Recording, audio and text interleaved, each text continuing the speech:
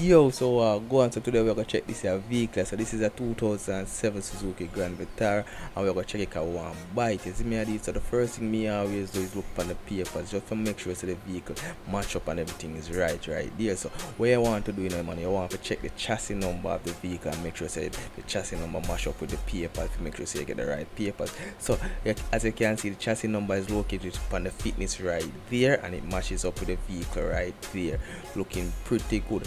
Also what you could do, you could check this little plate right here so on the vehicle, and it will also show the chassis number of the vehicle. So now that we see the chassis number and the engine number is basically mashed up, I'm going to show now I can walk around and look on the vehicle.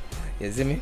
So as you can see, the exterior of the vehicle looking pretty good, tires are good, the back of the vehicle here looking pretty good, no signs of damage, paint is looking pretty clean. It does have a small scuff mark right there, but that's a really minor, because at the end of the day we get it for a good price. As we can see, the interior of the vehicle looking pretty good, dashboard is good, they have a little touchscreen reader right there. You see me, seats are good, you see me, the back seat here looking pretty clean, the seats are a little dirty, but at the end of the day we don't see no signs of tear nothing out of the usual. Watch this now, you see me, you hear that is the sound of a good locking door. Let's hear it again. So yes, when you hear that, you know the door are locked perfectly. Most of the time when you hear the door locked so good, that means yo, everything alright, I ain't never getting a leak. Now let me show you why we get the vehicle for 300,000. Brother, come give me back a jump start there. Turn off for something, man.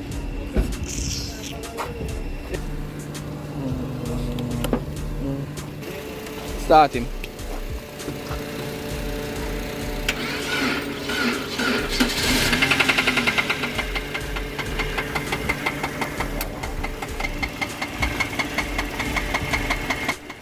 Okay, so you hear the terrible, dreadful Conrad knock. You see me, the unmistakable Conrad knock.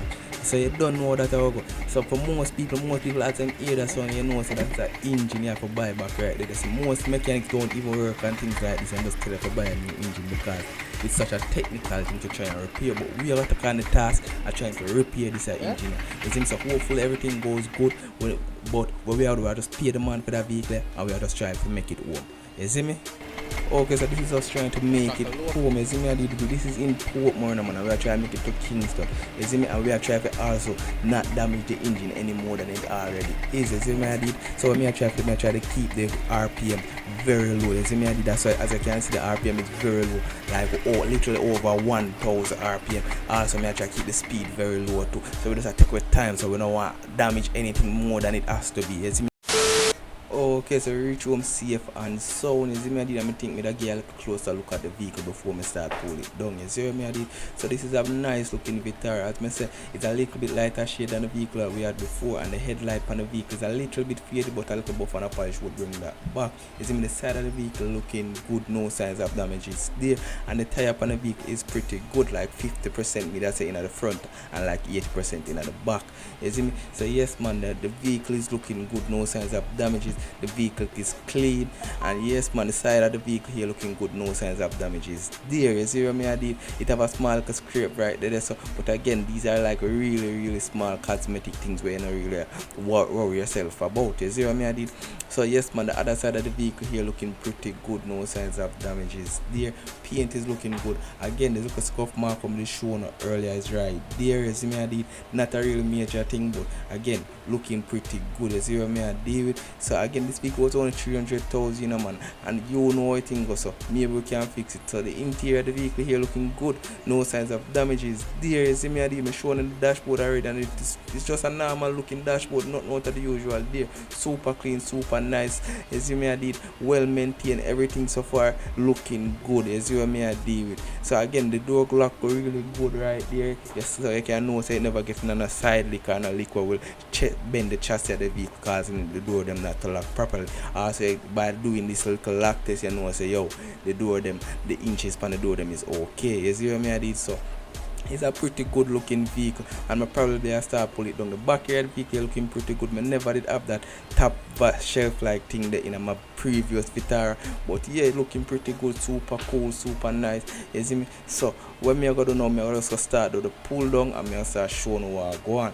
So yes man, where we are going to start, we're going to start pull down. So what I try to do, I try to get all of the unnecessary things them out of the way. See me, the goal is to take out the entire engine and then work on it outside of the vehicle. You see what I do? So all of them unnecessary things, I try to just pull them all out of the way. You see what I do? So like the intake manifold and all of them things to the side right there, all of them things them want to take out. You see me, I did everything from the side right there and also the other side of the engine. You see what I did? All of them things them want to take out just for kind of make it easier upon me. But I'm going to show you what I want when I reach this. So okay, so successfully take out the engine out of the vehicle and also pull it down. As you can see now, the aisle pan a whole heap of metal shavings, that whole heap of little things that was in the aisle. You see what I did? So look on the in here so as well. I see all of them little metal shaving there, them there is bearing material. That right there, so that is a bearing and that is just bearing material where we are on the inside. So you can say, yo, wait though, you just rub it down. Imagine like a sandpaper rub on metal, just constant. You see me I did? So that's where all the shavings there, they're all over the entire engine. So what we'll probably do,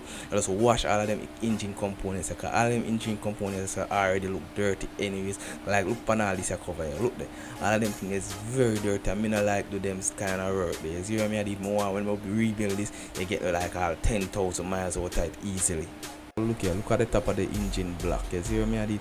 Look at it there. The whole of the piston them at the top of them you can see a whole heap of carbon build up. So what we are doing, we just clean everything. Alright, so I'm not gonna lie, it took me a while, but it is clean. Everything is clean. Clean enough that you could eat out of.